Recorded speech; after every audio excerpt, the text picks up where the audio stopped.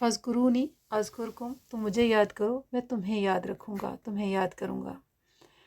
اور قرآن پاک کی سورہ رعد میں اللہ سبحانہ وتعالیٰ فرماتے ہیں الا بذکر اللہ تطمئن القلوب، کہ جو اللہ کا ذکر جو ہے وہ دلوں کا سکون ہے، دلوں کے سکون کا ذریعہ ہے۔ قرآن پاک کے اندر جیسے کہ ابھی رمضان گزرا اور ہم نے اس میں عبادات کی، اور قرآن پاک کے اندر اللہ تعالیٰ نے ہدایت کا جو مختصر ترین جو ایک نسخہ دیا ہے ہمیں، جس پر عمل کر کے ہم اپنی اصلاح بھی کر سکتے ہیں اور فلاح بھی حاصل کر سکتے ہیں، کامیابی بھی حاصل کر سکتے ہیں۔ اس کو آپ آسمانی وظیفہ بھی کہہ سکتے ہیں، جس کا تذکرہ اللہ تعالیٰ نے قرآن پاک میں کیا، اتل ما اوحی الیک من الکتاب واقم الصلاۃ۔ اس کے اندر اللہ نے 2 نسخے دیے کہ اگر 2 نسخوں کو آپ پکڑ لیں گے تو آپ کامیاب ہو جائیں گے۔ ایک کیا ہے؟ اللہ کی کتاب کا ذکر کرنا، اللہ کی کتاب کو پڑھنا، واقم الصلاۃ، اور نماز قائم کرنا۔ جو شخص ان دونوں نسخوں کا احترام کرتا ہے، اہتمام کرتا ہے، اور وہ کبھی بھی ناکام نہیں ہو سکتا، وہ ہمیشہ کامیاب ہوگا، اس دنیا میں بھی اور آخرت میں بھی۔ رمضان میں بہت سارے لوگ وہ بھی نماز پڑھ لیتے ہیں جو عام حالات میں نہیں پڑھتے، عام حالات میں بھول جاتے ہیں۔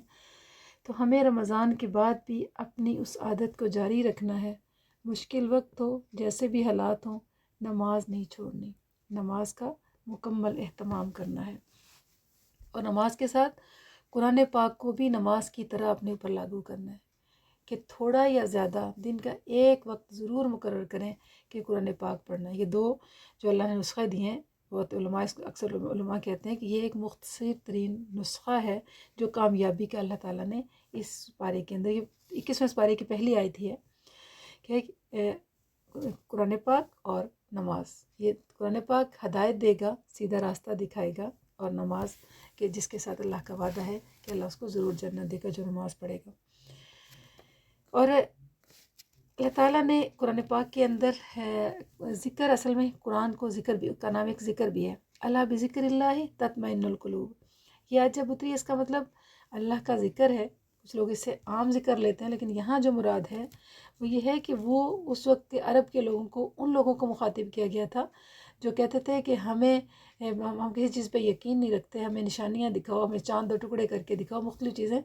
تو اللہ نے کہا تمہارے دلوں کا سکون تمہیں کہاں سے ملے گا؟ اس قرآن سے ملے گا۔ جب اس قرآن کی طرف آؤ گی، اس سے تمہیں ہدایت ملے گی۔ کس کو ہدایت ملے گی؟ جس کا دل زندہ ہوگا۔ اور اللہ تعالیٰ نے قرآن پاک میں جو صورت رکھی ہے، سورہ فاتحہ، یہ بہترین ذکر ہے۔ اس میں اللہ کی تعریف کے ساتھ اس کا آغاز کیا گیا ہے۔ مانگنے کے بھی 2 طریقے نا، کبھی ہم جب کسی سے مانگتے ہیں تو تعریف کرتے ہیں، جیسے الحمدللہ رب العالمین، ایسے ہی ہم تعریف کے ساتھ اس کا صورت سے ہم آغاز کرتے ہیں کہ یہ بھی ایک بہترین تحفہ ہے۔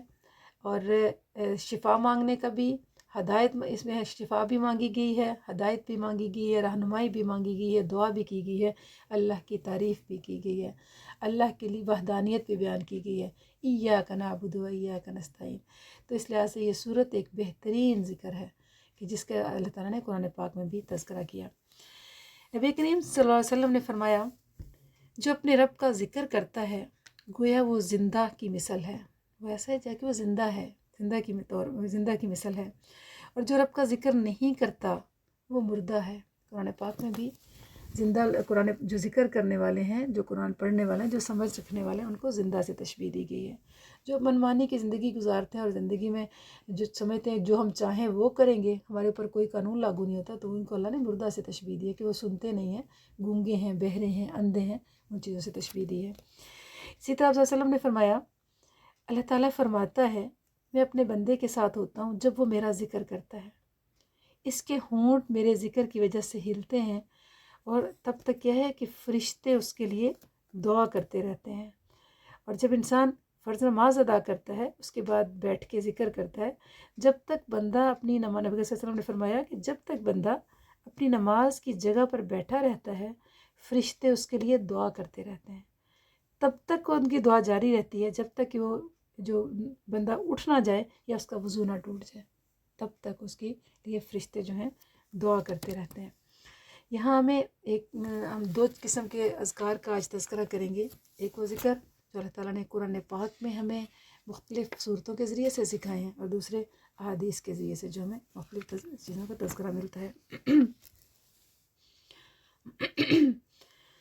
حضرت ابو سعید خدری رضی اللہ تعالیٰ عنہ نے پوچھا، یا رسول اللہ صلی اللہ علیہ وسلم، سب سے زیادہ درجے والا بندہ قیامت کے دن اللہ کے نزدیک کون ہے؟ آپ صلی اللہ علیہ وسلم نے فرمایا، کثرت سے اللہ کا ذکر کرنے والا۔ میں نے کہا، یا رسول اللہ صلی اللہ علیہ وسلم، اللہ کی راہ میں جہاد کرنے والے سے بھی؟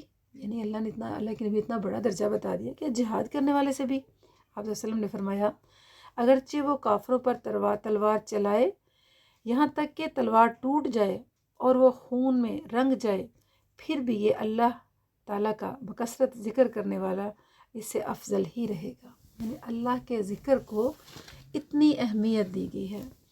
پھر ذکر میں سب سے بہترین ذکر قرآن پاک ہے، قرآن پاک کو پڑھنا۔ اللہ سبحانہ تعالیٰ جو ہے قرآن پاک میں فرماتے ہیں، والذاکرین اللہ کثیرا والذاکرات اعد اللہ لہم مغفرۃ واجرا عظیما۔ اور اللہ تعالیٰ کا زیادہ ذکر کرنے والے مرد اور زیادہ ذکر کرنے والی عورتیں، اللہ تعالیٰ نے ان کے لیے معافی اور اجر تیار کر رکھا ہے۔ جو زیادہ اللہ کا ذکر کرتے ہیں، زیادہ اللہ کو یاد کرتے ہیں، معافی مانگتے ہیں اپنے گناہوں کی، کیا ہے کہ ان کے لیے اللہ تعالیٰ نے بہت بڑا معافی کا اعلان کر رکھا ہے اور اجر کا وعدہ کر رکھا ہے۔ اسی طرح ارشاد باری تعالیٰ ہے، یا ایھا الذین آمنوا اذکروا اللہ ذکرا کثیرا وسبحوہ بکرۃ واصیلا۔ اے ایمان والو، یاد کرو اللہ تعالیٰ کو بہت زیادہ یاد کرو، اس کی بہت زیادہ یاد کرو اور بیان کرو صبح و شام اس کی تسبیح، کہ صبح و شام اس کو یاد کرو، بکرۃ واصیلا، صبح و شام اس کو یاد کرو۔ یعنی یاد کرنے کا کوئی وقت مقرر نہیں کیا گیا، ہر وقت اس اللہ کو یاد رکھا جائے۔ اسی طرح اللہ سبحانہ تعالیٰ فرماتے ہیں سورہ جمعہ میں، وَاذْكُرُوا اللَّهَ كَثِيرًا لَعَلَّكُمْ تُفْلِحُونَ، اور یاد کرو اللہ تعالیٰ کو زیادہ تاکہ تم کامیاب ہو جاؤ۔ جو جتنا زیادہ اللہ کو یاد کرے گا وہ اتنا ہی کامیابی کے زیادہ قریب ہو جائے گا، کامیابی اتنی اس کی یقینی ہو جائے گی۔ جیسے ان آیات سے صاف معلوم ہوتا ہے کہ اللہ تعالیٰ کا ذکر کرنے والے کی بہت زیادہ شان ہے۔ جو شخص اللہ تعالیٰ کا کثرت سے ذکر کرتا ہے، اللہ تعالیٰ اسے دنیا اور آخرت میں کامیاب فرماتا ہے۔ اسی طرح حضرت معاذ بن جبل رضی اللہ عنہ فرماتے ہیں کہ آخری بات جس پر رسول اللہ صلی اللہ علیہ وسلم سے یمن جاتے ہوئے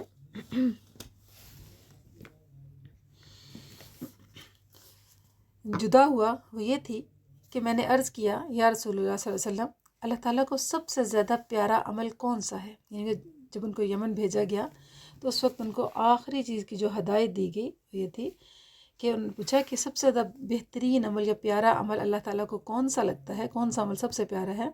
آپ صلی اللہ علیہ وسلم نے فرمایا، وہ یہ ہے کہ دنیا سے اس حال میں رخصت ہو کہ تیری زبان اللہ کے ذکر سے تر ہو۔ اٹھتے بیٹھتے چلتے پھرتے اللہ تعالیٰ کو یاد کرتے رہنا چاہیے۔ جب ہم چلتے پھرتے اٹھتے بیٹھتے اپنی زندگی کا معمول بنائیں گے اللہ کو یاد کرنا، تو یقیناً پھر ہی جو ہے ہم مرتے وقت بھی ہمیں اللہ کا ذکر نصیب ہوگا۔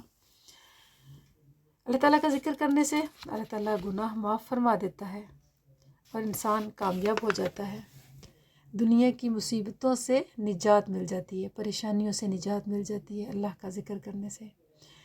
اس لیے کیا ہے کہ ہمیں اللہ کا ذکر کرتے رہنا چاہیے، اور خاص کر پھر ہر کام کو اللہ کے نام، اللہ کے ذکر کے ساتھ شروع کرنا چاہیے۔ اللہ کا ذکر کس طرح کا؟ ہر کام بسم اللہ الرحمن الرحیم، یہ بھی اللہ کا ذکر ہے کہ ہم ہر کام کو شروع کرنے سے پہلے کہتے ہیں کہ اللہ تیرے نام کے ساتھ، تیرا ذکر کر کے ہم اس نام کا، تیرے کام کا آغاز کرتے ہیں۔ اور جو کام اللہ تعالیٰ جس پر اللہ تعالیٰ کا نام لیا گیا ہو، یعنی بسم اللہ پڑھ کے شروع کیا جائے، اس میں اللہ تعالیٰ خیر و برکت ڈال دیتا ہے، وہ کام کامیابی کا کام ہو جاتا ہے۔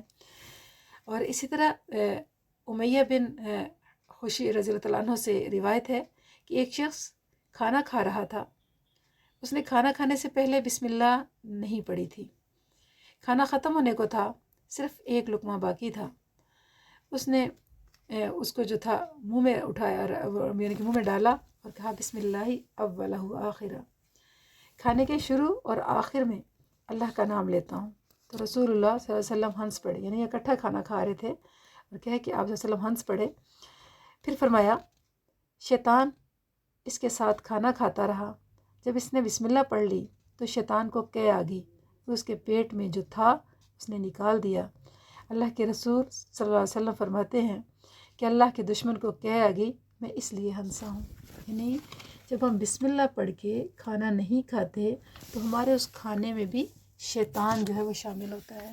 اس حدیث سے کیا ثابت ہوا کہ ہم نے اللہ کے ذکر کے بغیر شروع کیا تو شیطان انسان کے ساتھ شامل ہوتا ہے. اور ظاہری بات ہے جس کھانے کے اندر شیطان شامل ہوگا اس کھانے میں برکت کیسے آ سکتی ہے؟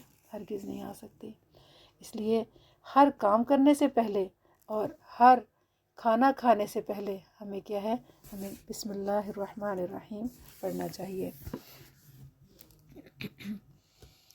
ابو ہریرہ رضی اللہ عنہ سے روایت ہے کہ رسول اللہ صلی اللہ علیہ وسلم نے فرمایا کہ اس کا وضو نہیں جس نے اللہ کا نام نہ لیا، یعنی بسم اللہ نہیں پڑھی. اس لیے حکم ہے کہ کم از کم وضو کرتے ہوئے بسم اللہ کہہ کے مکمل پڑھ لیے، یا صرف بسم اللہ کہہ کر بھی وضو کو شروع کر لیا جائے. اگر بسم اللہ کے بغیر آپ وضو کریں گے تو یہ اسی کے لیے بتایا گیا کہ جس نے بسم اللہ نہیں پڑھی اس کا وضو نہیں، اور بسم اللہ پڑھ کے وضو کرنا چاہیے. اس کے اندر مختلف دعائیں بھی ہیں، لیکن بغیر دعاؤں کے پڑھے بھی وضو ہو جاتا ہے، لیکن بسم اللہ سے اس کا آغاز ضرور کرنا چاہیے. اسی طرح سوتے ہوئے بھی اللہ تعالیٰ نے یہی کہا کہ نام سو تب بھی اللہ کا نام لے کے سو. اس میں ہم کیا کرتے ہیں، اللہم باسمک اموت واحیا، اس میں ہم یہی کہتے ہیں یار تیرا نام لے کے، تیرا ذکر کر کے میں مرتا ہوں، تیرا ذکر کر کے میں جیتا ہوں. تو تب بھی اللہ کا ذکر کیا جاتا ہے. راوی حضرت حذیفہ رضی اللہ عنہ، حضرت جابر رضی اللہ عنہ فرماتے ہیں کہ جب یہ آیت اتری یعنی بسم اللہ الرحمن الرحیم تو بادل مشرق کی طرف چھٹ گئے، ہوائیں ساکن ہو گئیں، سمندر ٹھہر گیا، جانوروں نے کان لگا لیے، شیاطین پر آسمان سے شعلے گرے، اور پروردگار عالم نے اپنی عزت اور جلال کی قسم کھا کر فرمایا جس چیز پر میرا نام لیا جائے گا اس میں ضرور خیر و برکت ہوگی. کتنا بڑا انعام ہے کہ جس نے بسم اللہ پڑھ لی اس کام میں ضرور خیر و برکت ہوگی. یعنی اللہ کے نام سے، اللہ کے ذکر سے جس کام کو شروع کر لیا. حضرت نوح نے کشتی بنائی تو اللہ تعالیٰ نے ان سے بھی یہی فرمایا اے نوح پہلے میرا نام لو پھر کشتی پر سوار ہو. کیا تھا، بسم اللہ مجریہا و مرساہا، کہ بسم اللہ کا نام لے کے کشتی پر سوار ہو. ایسے ہی حضرت سلیمان علیہ السلام نے قرآن پاک کی ایک سورت سورہ نمل کے اندر 2 دفعہ جو ہے بسم اللہ آیا. ایک وہ تب جب اللہ حضرت سلیمان نے ملکہ سبا کو خط لکھا تھا کہ اس کی دعوت کو قبول کر لو، تو تب بھی کیا تھا، بسم اللہ الرحمن الرحیم ہی لکھا تھا، اس کے ساتھ ہی اس کو شروع کیا تھا. یعنی جو کام بھی کرنے سے پہلے بسم اللہ الرحمن الرحیم پڑھ لیا کرے انسان تو اس میں اللہ تعالیٰ برکت ڈال دیتا ہے. اور اگر بسم اللہ کے بغیر پڑھیں گے کریں گے تو پھر برکت نہیں ہوگی. ابھی ہمارے ہاں بے برکتی کے سبب یہ بھی بہت سارا ہے، دھیان کہیں اور ہوتا ہے، بچے موبائلوں پہ دوسری چیزوں میں تو بسم اللہ کی طرف اہتمام ہی نہیں ہوتا. پہلے وقتوں میں ہوتا تھا مل کے کھانا کھانا، مل کے بیٹھنا، بچوں کو سکھانا، تو ماؤں کے پاس بھی وقت نہیں رہ گیا اور اس چیز کا اہتمام بہت کم ہو گیا. اس لیے جب ہم اللہ کا ذکر اور اس کا دعاؤں کا ذکر کرتے ہیں تو سب سے بڑی دعا تو یہ بسم اللہ ہے. یہ ہر کام سے پہلے، باقی تو دعائیں مختلف بعد میں یاد ہوں گی نا، ہر کام سے پہلے بسم اللہ پڑھ کے اس کام کو شروع کرنا ہے، یعنی اللہ کا نام لے کر اس کو شروع کرنا ہے. کچھ لوگ ایسا بھی کرتے ہیں کہ جب جس نے قرآن پاک نہیں پڑھا ہوتا تو وہ انگلیاں پھیرتا رہتا ہے، اس کے اوپر کہتا ہے کہ بسم اللہ، میں بسم اللہ کر کے سارا قرآن پاک پڑھ لیتا ہوں. تو یہ طریقہ ٹھیک نہیں ہے. اگر اس قرآن پاک کا ثواب لینا چاہتے ہیں تو کیا ہے کہ اللہ کے نبی کی جو سنت طریقہ ہے وہ یہی ہے کہ 3 دفعہ سورہ اخلاص پڑھنے کا جو ہے ہمیں حدیث مبارکہ سے جو ملتا ہے، 3 دفعہ سورہ اخلاص پڑھیں گے تو قرآن پاک کے برابر ثواب ملے گا. تو پھر یہ طریقہ ہے اس کو قرآن پاک کو جو ہے قرآن پاک کے ثواب کو حاصل کرنے کا. پہلے میں آپ کے سامنے قرآن پاک کی کچھ اہم صورتوں کا ذکر، سب سے افضل ذکر قرآن کو پڑھنا ہے، اور قرآن کا سب سے افضل پڑھنا نماز کے اندر ہے. پہلے میں کچھ اہم صورتیں آپ کے سامنے رکھوں گی، پھر سنت اذکار آپ کے سامنے رکھوں گی کہ ہمیں کون کون سی اذکار جو ہیں ہمیں کرنے چاہیے کہ ہم تھوڑے وقت میں زیادہ ثواب حاصل کر سکیں. حضرت سورہ فاتحہ کے بارے میں حضرت ابو سعید خدری بیان فرماتے ہیں کہ رسول اللہ صلی اللہ علیہ وسلم نے فرمایا سورہ فاتحہ قرآن کی صورتوں میں سب سے بڑی مرتبے والی صورت ہے۔ قرآن نے اس کو 7 مثانی یعنی قرآن عظیم کہا ہے۔ 7 مثانی سے مراد 7 آیات جو بار بار پڑھے، 7 کو کہتے ہیں۔ اب یہ 7 آیتیں ہیں، ہم اس کو بار بار ہر نماز میں دہراتے ہیں، پڑھتے ہیں اور بار بار دہرائی جاتی ہے، اس لیے اس کو 7 مثانی بھی کہا جاتا ہے۔ اور القرآن العظیم سے مراد یہ قرآن مجید کے تمام یعنی کہ مکمل قرآن پاک ہے، تمام جو اصول اور مضامین ہیں۔ حضرت عبداللہ بن عباس رضی اللہ عنہما روایت کرتے ہیں کہ حضرت جبرائیل علیہ السلام حضور اقدس صلی اللہ علیہ وسلم کے پاس بیٹھے ہوئے تھے کہ یکایک آسمان سے ایک آواز سنی، سر اٹھا کر فرمایا یہ ایک فرشتہ زمین پر اترا ہے جو آج سے پہلے کبھی نہیں اترا تھا۔ پھر اس فرشتے نے سلام کیا اور کہا یا رسول اللہ صلی اللہ علیہ وسلم خوش ہو جائیے، یہ 2 نور آپ کو عطا کیے گئے ہیں جو آپ سے پہلے کسی نبی کو نہیں عطا کیے گئے اور کسی امت کو نہیں ملے، یہ صرف ہمارے نبی کو ملے اور یہ ہمارے لیے اللہ تعالیٰ نے اتنے خوبصورت انعام اتارے۔ ایک سورہ فاتحہ اور دوسرا سورہ بقرہ کی یعنی آخری 2 آیتیں آمن الرسول سے لے کر یہ سورہ بقرہ جہاں ختم ہوتی ہے، سورہ فاتحہ اور سورہ بقرہ کی آخری 2 آیتیں، اور یہ دعا ہے، یہ دونوں آیتیں جو سورہ فاتحہ جو ہے وہ بھی ایک خوبصورت دعا ہے جس میں ہم ہر طرح کی دعا کرتے ہیں، اور اسی طرح سورہ بقرہ کی آخری آیات جو ہے وہ بھی دعا ہے، یعنی اس کا مطلب یہ ہے کہ دعا پر مشتمل ہے اور انسان جو چاہتا ہے وہ اس کو اس کے بدلے میں مل جاتا ہے۔ اس کے بارے میں کہا گیا کہ یہ 2 آیتیں آمن لے کر سورہ آخر تک ہیں، ان میں سے جو حصہ آپ پڑھیں گے اور وہ دعا پر مشتمل ہے اور آپ کا مطلوب آپ کو دے دیا جائے گا، یہ مسلم اور نسائی کی حدیث ہے کہ جو انسان کی خواہش ہوگی اس کو اللہ تعالیٰ دے دے گا جب ان آیات کو پڑھے گا۔ حضرت معقل بن یسار رضی اللہ عنہ سے روایت ہے کہ حضور صلی اللہ علیہ وسلم نے فرمایا مجھے فاتحہ الکتاب جو ہے عرش الہی کے نیچے سے عطا ہوئی ہے، یعنی کہ صرف فاتحہ اس کو اس لیے کہتے ہیں کہ فاتحہ کا مطلب ہوتا ہے کھولنے والی، اس سے کتاب کا آغاز ہوتا ہے، اس لیے اس کو سورہ فاتحہ بھی کہتے ہیں۔ اور سورہ فاتحہ کو نام سورہ شفا بھی ہے۔ دیکھیں ہم اور اذکار کو ڈھونڈتے رہتے ہیں، سب سے بہترین ذکر جب کوئی بیمار ہو جائے تو اس کو سب سے بہترین دم تو سورہ فاتحہ کا دم ہے۔ اور حضرت ابو سعید خدری رضی اللہ عنہ بیان کرتے ہیں کہ نبی صلی اللہ علیہ وسلم کے پاس چند صحابہ رضی اللہ عنہ کا ایک عرب قبیلہ سے گزر ہوا اور اس قبیلہ والوں نے صحابہ کی ضیافت کرنے سے انکار کر دیا تھا، اور اس دوران اس قبیلے کے سردار کو بچھو نے کاٹ لیا، یعنی وہی جو انہوں نے انکار کیا تھا ان کے سردار کو بچھو نے کاٹ لیا۔ قبیلہ والوں نے صحابہ سے کہا کہ تمہارے پاس کوئی منتر یا دم کرنے والا ہے؟ ان پر صحابہ نے کہا کہ تم لوگوں نے ہماری ضیافت نہیں کی اس لیے ہم تمہارا کام مفت نہیں کریں گے، یعنی کہ وہ ایک اچھے انداز سے ان سے بات کی، تو ہمارے لیے کچھ اجرت مقرر کرو۔ انہوں نے چند بکریاں مقرر کیں، ایک اور روایت میں ہے کہ 30 بکریاں مقرر کیں کہ اگر آپ ہمارے سردار کو دم کر دیں گے تو اس کے بدلے میں ہم آپ کو 30 بکریاں دیں گے۔ اور ان میں سے ایک شخص نے القرآن پڑھنے لگا، یعنی اور سورہ فاتحہ القرآن، سورہ فاتحہ کو القرآن بھی کہا جاتا ہے، قرآن کی ماں، اور اس پہ پڑھ کر اس کے اوپر تھوک لگا دیا، وہ شخص جو تھا وہ ٹھیک ہو گیا، تندرست ہو گیا۔ اور قبیلہ والوں نے 30 بکریاں دیں اور یہ ہماری میزبانی کے لیے اور بہت سارا دودھ بھیجا جنہوں نے انکار کیا تھا۔ جب ہم واپس آئے تو ہم نے کہا کہ مال کو ابھی نہ چھیڑو، پہلے رسول صلی اللہ علیہ وسلم سے مسئلہ پوچھ لیں۔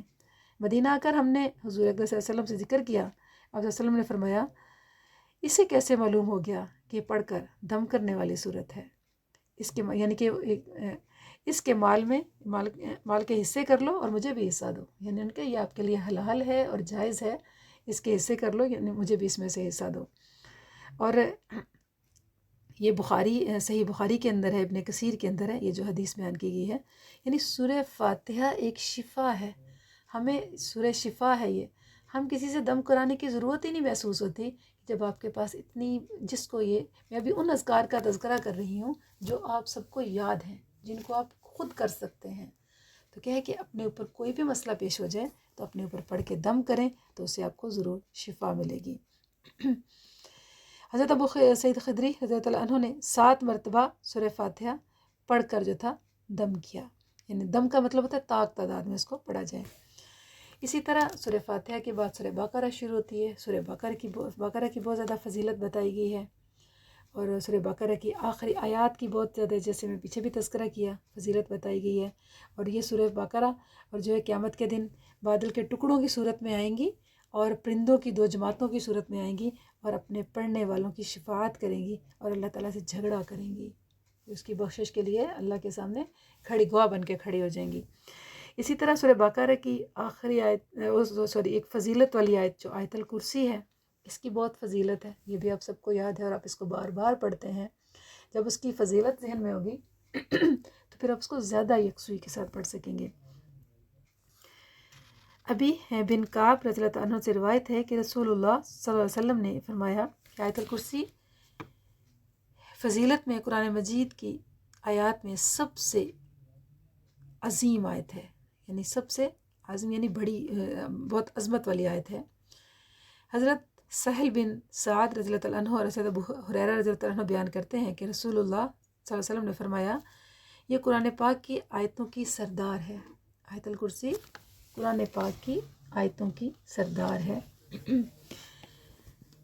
حضرت سہل بن سعد رضی اللہ عنہ بیان کرتے ہیں کہ رسول اللہ صلی اللہ علیہ وسلم نے فرمایا، آیت الکرسی جس بچہ اور جس مال پر پڑھ کر اس کو دم کر دیا جائے تو شیطان اس کے پاس نہیں آئے گا اور نہ چور چوری کر سکے گا۔ کتنا بڑا ہمیں چھوٹی سی چیز کا اللہ نے وعدہ رکھ دیا کہ دیکھیں، بچے اکثر روتے ہیں، بچوں کو کیا ہے کہ جو اس پر پڑھ کر دم کر دے گا اس پہ شیطان اکثر رلاتا ہے، تو شیطان اس پہ حملہ نہیں کر سکے گا، بچہ بھی محفوظ رہے گا۔ اگر مال پر دم کر دیا جائے تو مال بھی محفوظ رہے گا۔ اس لیے گھر سے نکلتے ہوئے بھی لاک لگائیں تب بھی آیت الکرسی پڑھ دینی چاہیے، اللہ فرشتہ کھڑا کر دے گا آپ کے آنے تک جو آپ کے گھر کی حفاظت کر رہا ہوگا۔ سوتے ہوئے پڑھ لیں گے تو فرشتہ آپ کے پاس ساری رات حفاظت کرے گا جب تک آپ سو رہے ہوں گے۔ یقیناً سب کو یاد ہوگی، لیکن اگر کسی کو نہیں یاد تو اس کو زبانی یاد کریں۔ اور تیسرے سپارے کے شروع میں پہلے صفحے پر ہی آیت الکرسی موجود ہے۔ ایک بات ذہن میں رکھیں کہ یہ جو اذکار یا چیزیں ہیں، اگر ہمارے سامنے ترجمہ ہمیں یاد ہوگا تو ہمیں زیادہ مزہ بھی آئے گا اور اس کا اثر بھی زیادہ ہوگا۔ اور اسی طرح حضرت امامہ رضی اللہ عنہ سے روایت ہے کہ رسول اللہ صلی اللہ علیہ وسلم نے فرمایا، جو شخص ہر فرض نماز کے بعد آیت الکرسی پڑھ لیا کرے تو اس کو جنت میں جانے سے صرف اس کی موت ہی روکے ہوئے ہے، یعنی اس کے جنت میں داخل ہونے میں صرف مرنے کی دیر ہے، اس کو جنت ملے گی۔ کتنا بڑا وعدہ ہے۔ حضرت حسن رضی اللہ عنہ بیان کرتے ہیں کہ رسول اللہ صلی اللہ علیہ وسلم نے فرمایا، ایک فرض نماز کے بعد آیت الکرسی پڑھ لینے سے دوسری فرض نماز تک اللہ تعالیٰ کی حفاظت میں رہے گا۔ پھر جب فرض نماز ہوگی پھر اس فرضوں کے بعد آیت الکرسی پڑھ لی جائے۔ اسی طرح حضرت صلی اللہ علیہ وسلم سوتے وقت بھی آیت الکرسی پڑھتے تھے، اور یہ کہ اللہ تعالیٰ فرشتہ مقرر کرتا ہے جو پھر اس کی حفاظت کرتا ہے۔ اور آیت الکرسی جو ہے اس کا اہتمام بھی ہرگز نہ چھوڑیں، چونکہ اذکار میں بھی سب سے افضل ذکر قرآن کا پڑھنا ہے، اس لیے میں سب سے پہلے آپ کے سامنے قرآنی چیزوں کو رکھ رہی ہوں کہ تاکہ اس سے ہم بھرپور فائدہ اٹھا سکیں۔ اور یہ چیز آپ کو زبانی یاد ہے، چلتے پھرتے آپ کام کر رہے ہیں، لیکن کتنی خوبصورت دعا ہے کہ سورہ فاتحہ پڑھتے جا رہے ہیں، پڑھتے جا رہے ہیں، صرف نماز کے لیے نہیں اللہ نے یہ بھیجی، یہ آپ کے ہر وقت آپ کے لیے پڑھنے کے لیے۔ چلتے پھرتے آپ کام کر رہے ہیں، آیت الکرسی پڑھتے جا رہے ہیں، سورہ بقرہ کی آخری آیتیں دعا ہیں، اس کو پڑھتے چلے جا رہے ہیں، بار بار پڑھ رہے ہیں، جو چیزیں زبانی یاد ہیں تو یہ ہے اس کو پڑھتے جا رہے ہیں، تو یہ انسان کے لیے جو ہے ایک بہت اجر والا کام ہے۔ اسی طرح سورہ بقرہ کے بارے میں کیا ہے کہ حضرت ابو ہریرہ رضی اللہ عنہ بیان کرتے ہیں کہ رسول اللہ صلی اللہ علیہ وسلم نے فرمایا، یقیناً شیطان اس گھر سے بھاگتا ہے جس میں سورہ بقرہ پڑھی جاتی ہے۔ حضرت امامہ رضی اللہ عنہ بیان کرتے ہیں کہ رسول اللہ صلی اللہ علیہ وسلم نے فرمایا، سورہ بقرہ پڑھتے رہا کرو کیونکہ اس کا حاصل کرنا برکت ہے، اس کو چھوڑنا حسرت ہے، اور یہ باطل والوں کے بس کی نہیں، یعنی جو باطل پرست ہیں وہ اس کو نہیں پڑھ سکتے، وہ اس کی طرف اس کا مقابلہ ان کے بس میں نہیں ہے۔ تو کیا ہے کہ سورہ بقرہ کو اگر آپ کو کسی بھی چیز کا ڈر ہے، جادو کا، ٹونے کا، کوئی بھی ایسی چیز ہے، اللہ نے گھر میں سورہ بقرہ چلا دیں تب بھی ہو سکتا ہے، چلتے پھرتے اس کو سنتے رہیں، گھر میں کوئی نہیں اب کام کر رہے ہیں تو چلا لیں، سفر میں جا رہے ہیں ہیڈ فون لگایا چلا لیں، کسی بھی انداز سے۔ اگر آپ پڑھ نہیں سکتے تو آج کل تو اللہ نے اور بھی سہولتیں اس کے ساتھ دے رکھی ہیں۔ اسی طرح حضرت ابو ذر رضی اللہ عنہ بیان فرماتے ہیں کہ رسول اللہ صلی اللہ علیہ وسلم نے فرمایا کہ اللہ تعالیٰ نے سورہ بقرہ کو ایسی آیتوں پر ختم فرمایا جو اپنے خزانہ میں سے مجھے دی ہیں، یعنی اللہ نے اپنے خاص خزانہ میں سے مجھے دی ہیں، جو اس کے عرش کے نیچے ہے، انہیں خود سیکھو، اپنی عورتوں اور بچوں کو سکھاؤ، کیونکہ وہ رحمت ہیں اور قرآن ہیں اور دعا ہے۔ سورہ بقرہ کی آخری دو آیتیں جو ہیں، اور یہ معراج کا تحفہ ہے، یہ بھی آپ کو پتہ ہونا چاہیے۔ اور کوشش کریں کہ ان آیات کو بار بار پڑھیں اور یاد کریں، نہیں یاد تو اپنا مقصد بنا لیں کہ ہم نے ان آیتوں کو یاد کرنا ہے، تاکہ آپ نمازوں میں پڑھ سکیں، چلتے پھرتے پڑھ سکیں۔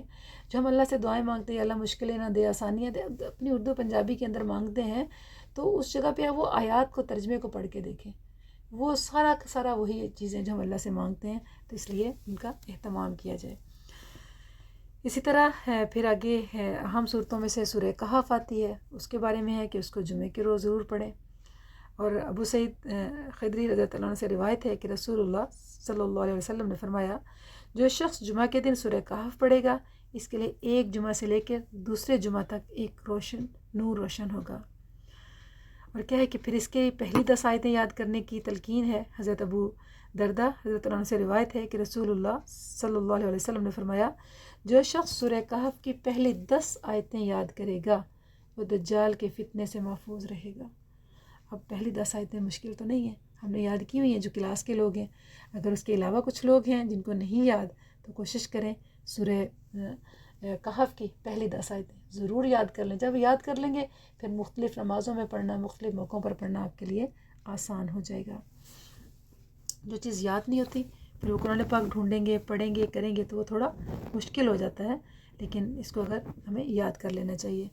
ویسے بھی جتنا قرآن ہمارے سینے میں محفوظ ہوگا، اور وہ قرآن پاک قیامت کے دن اللہ کے سامنے کہے گا کہ یا اللہ میں سینے میں محفوظ ہوں، اس کو آگ میں اللہ اس کو آگ میں نہیں ڈالے گا، اس کو بچا لے گا۔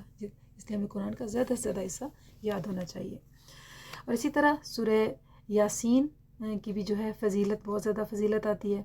حضرت معقل بن یسار رضی اللہ عنہ سے روایت ہے کہ رسول اللہ صلی اللہ علیہ وسلم نے فرمایا، سورہ یاسین قرآن کا دل ہے، اور جو اس کو اللہ تعالیٰ کی رضا کے لیے اور آخرت کے ثواب کے لیے پڑھتا ہے تو اس کی بخشش ہو جاتی ہے۔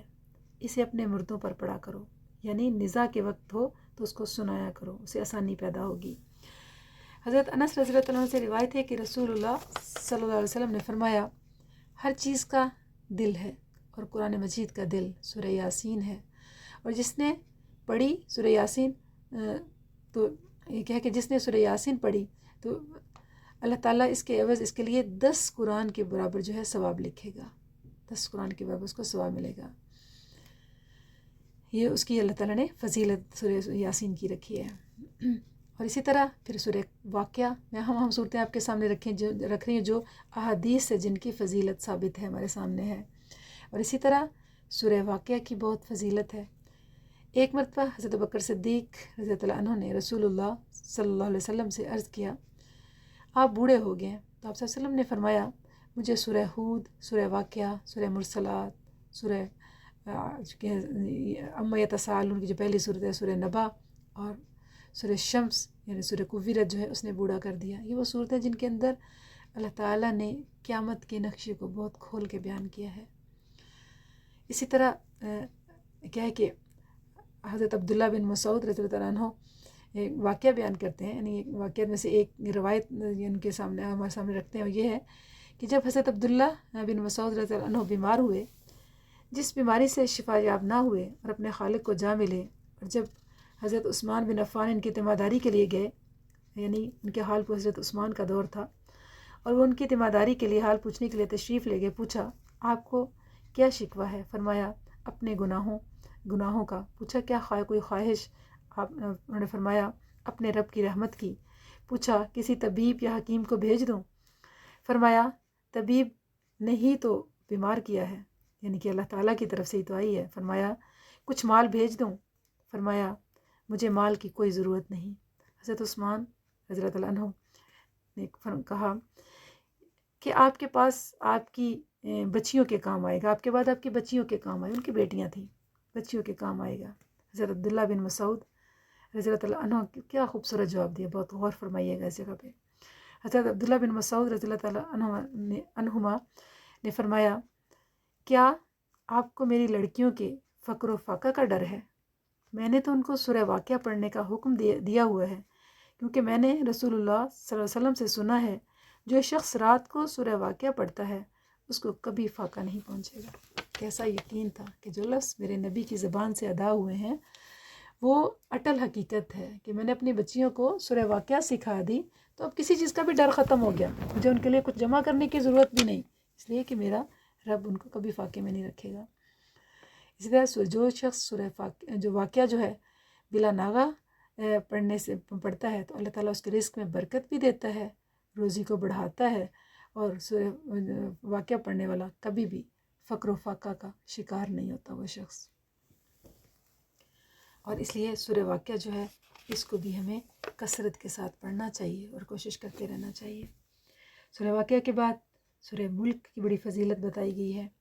سب صورتوں کی فضیلت ہے لیکن میں کچھ اہم آپ کے سامنے رکھ رہی ہوں۔ جیسے حضرت ابو ہریرہ رضی اللہ تعالیٰ عنہ سے روایت ہے کہ رسول اللہ صلی اللہ علیہ وسلم نے فرمایا قرآن کریم میں 30 آیتوں کی ایک صورت ہے جو اپنے پڑھنے والے کی سفارش کرتی رہے گی یہاں تک کہ اسے بخش دیا جائے گا۔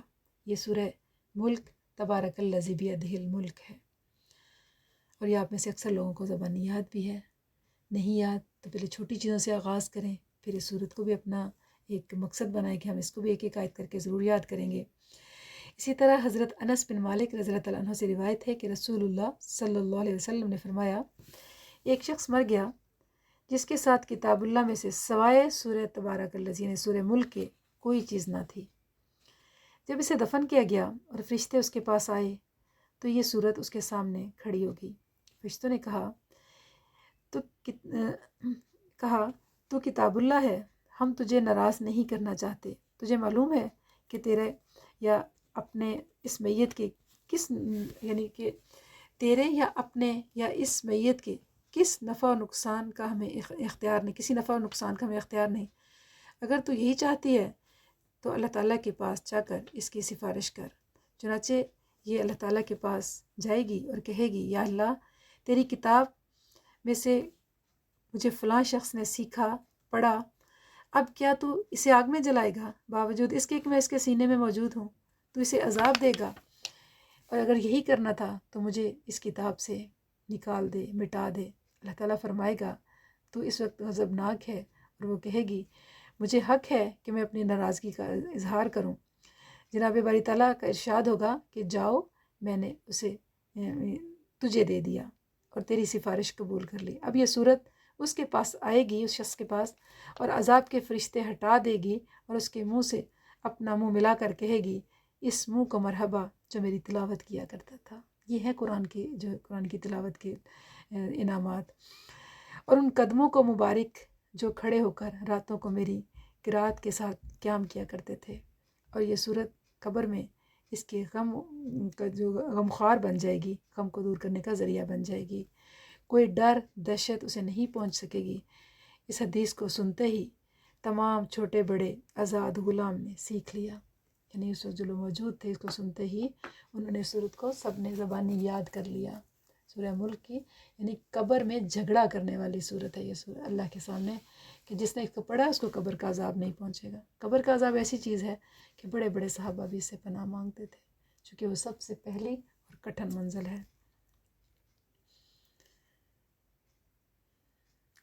رسول اللہ صلی اللہ علیہ وسلم فرماتے ہیں میں تو چاہتا ہوں کہ میرے ہر ایک امتی کے دل میں یہ صورت ہو، یعنی ہر مسلمان کو یاد ہو اور اپنے بستر پر سوتے وقت پڑھ کر سوئے۔ تو اس کو آپ اپنی صورت کو نماز میں پڑھ سکتے ہیں یا سونے سے پہلے پڑھ سکتے ہیں، کسی بھی شام کے وقت میں اس کو آپ پڑھ سکتے ہیں۔ تو اس کے اللہ تعالیٰ نے بڑی فضیلت بتائی ہے۔ اسی طرح کہ سورہ زلزال کی بہت فضیلت بتائی گئی ہے کہ سورہ زلزال حضرت عبداللہ بن عباس رضی اللہ عنہما سے روایت ہے کہ رسول اللہ صلی اللہ علیہ وسلم نے فرمایا یہ سورہ زلزال نصف قرآن کے برابر ہے، یعنی ایک مرتبہ پڑھنے سے 15 پارے پڑھنے کا ثواب ملتا ہے اور 2 مرتبہ پڑھنے سے مکمل قرآن پڑھنے کا ثواب ملتا ہے۔ اس کا مطلب یہ نہیں کہ ہم نے قرآن نہیں پڑھنا۔ اب یہ سوچیں اگر اتنی صورتوں پہ اللہ نے اتنا اجر رکھ دیا، انعام دے دیا ہے، تو پورے قرآن کو پڑھنے کا کتنا اجر جو اللہ تعالیٰ کے یہاں سے ہمیں ملے گا۔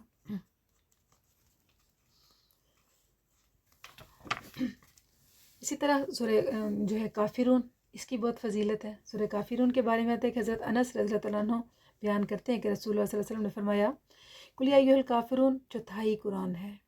حضرت عبداللہ بن عباس رضی اللہ عنہ روایت کرتے ہیں کہ رسول اللہ صلی اللہ علیہ وسلم نے فرمایا یہ سورت چوتھائی قرآن مجید کے برابر ہے، یعنی اس کو آپ 4 دفعہ پڑھیں گے تو ایک قرآن کا آپ کو ثواب ملے گا۔ اسی طرح سورہ نصر کے بارے میں بھی روایت ہے کہ یہ قرآن چوتھائی جو ہے قرآن کے برابر ہے، چوتھائی اس کو بھی آپ 4 دفعہ سورہ نصر اذا جاء نصر اللہ والفتح کو پڑھیں گے، آپ کو ایک قرآن کا ثواب ملے گا۔ اسی طرح سورہ اخلاص کے بارے میں بھی ہے، سورہ اخلاص 3 دفعہ پڑھنے سے آپ کو قرآن پاک کا ثواب ملتا ہے۔ اس کا جو ہے اس کا بھی اہتمام کرنا چاہیے۔ اور سورہ فاتحہ کے بارے میں، سورہ اخلاص کے بارے میں آتا ہے کہ حضرت انس رضی اللہ عنہ بیان کرتے ہیں کہ رسول اللہ صلی اللہ علیہ وسلم نے ایک صحابی سے فرمایا جو نماز میں دوسری صورتوں کے ساتھ قل ھو اللہ بھی پڑھا کرتے تھے، تمہاری اس سے محبت جو اخلاص ہے اس نے تمہیں جنت میں داخل کر دیا۔ یعنی وہ ہر صورت کے اس کو ضرور ملاتے تھے۔ آخر اس کی کیوں اتنی فضیلت بتائی گئی؟ کیونکہ یہ توحید کا اعلان ہے، اس کے اندر توحید کا ذکر ہے۔ اور اس کے بارے میں ہے کہ حضرت انس رضی اللہ عنہ بیان کرتے ہیں کہ رسول اللہ صلی اللہ علیہ وسلم نے فرمایا جو شخص اپنے بستر پر سونے کا ارادہ کر لے، پھر اپنی دائیں کروٹ پر لیٹ جائے، پھر قل ھو اللہ 100 مرتبہ پڑھ کر سو جائے، تو قیامت کے دن اللہ تعالیٰ اس سے فرمائے گا اے میرے بندے تو اپنی داہنی جانب سے جنت میں داخل ہو جا۔ اور زیادہ ٹائم نہیں لگتا۔ شب قدر کی راتوں میں بھی ہم نے کہا تھا کہ اس کو زیادہ سے زیادہ پڑھیں، اور 100 دفعہ پڑھنے سے زیادہ ٹائم نہیں لگتا۔ اللہ کہے گا جنت کی دائیں جانب سے جو ہے اس میں داخل ہو جا۔ اسی طرح سورہ اخلاص کو پڑھنے والے کے لیے جو 10 دفعہ پڑھتا ہے، اللہ تعالیٰ اس کے لیے جنت میں ایک محل بنا دیتا ہے۔ جس نے 20 دفعہ پڑھی اس کے لیے 2 محل بنائے جائیں گے۔ تو دیکھیں چھوٹی چھوٹی چیزوں پہ اللہ نے کتنے بڑے بڑے انعامات رکھے ہیں۔ اور اس کے بارے میں یہ بھی ہے کہ حضرت عائشہ رضی اللہ عنہا بیان کرتی ہیں کہ رسول اللہ صلی اللہ علیہ وسلم نے فرمایا ایک آدمی کو ایک فوجی دستہ کے ساتھ بھیجا اور اپنے ساتھیوں کو نماز پڑھائے۔ آخر میں سورہ اخلاص قل ھو اللہ پڑھتے تھے۔ یہ وہی تذکرہ ہے کہ ان سے پوچھا کیوں؟ انہوں نے کہا کہ میں اس لیے پڑھتا ہوں کہ مجھے بہت پسند ہے، تو یعنی میں اللہ سے محبت کرتا ہوں، تو کیا ہے کہ اس لیے یہ صورت پڑھتا ہوں۔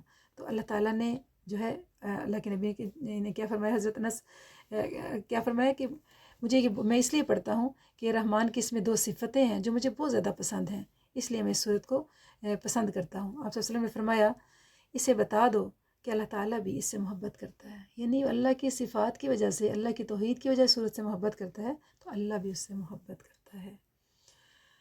اور اس لیے اس کا بھی اہتمام کرنا چاہیے۔ اب آخری صورتیں سورہ فلق اور ناس جو اللہ تعالیٰ نے ایک بہترین تحفہ جو اس امت کو دیا ہے، اور اس کے بارے میں حضرت جابر رضی اللہ عنہ بیان کرتے ہیں کہ رسول اللہ صلی اللہ علیہ وسلم نے فرمایا دونوں صورتوں کو پڑھا کرو، ان جیسی کوئی صورت جو ہے پناہ مانگنے کے بارے میں ہرگز، یعنی کہ اس سے بہتر اور کوئی صورت نہیں ہے۔